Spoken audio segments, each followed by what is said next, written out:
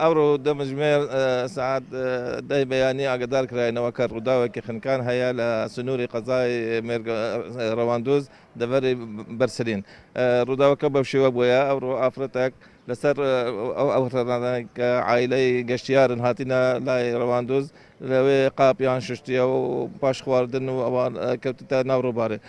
لەگەڵ ڕووداوەکە هەندێک گەنجی منتەقەش لەوێ بووینە گەشتیار بووینە گەنجێک هەوڵیدایە کە ئەو ئافرەتە بینتە دەرێ بەڵام بەداخەوە ئەو گەنجەژی لە کەوتیتە ناو ڕووبارەوە تا ئێستاژی تەنها ئەمە تەرمی ئافرەتەکەمان دیتەوە بردیتە پزیشکی دادی و گەنجەکەشتە تا ئێستا جەماعەتی تیمی مەلاوانی لە شوێنی ڕووداون و خەریکن دەرهێنانی تەرمەکەنە.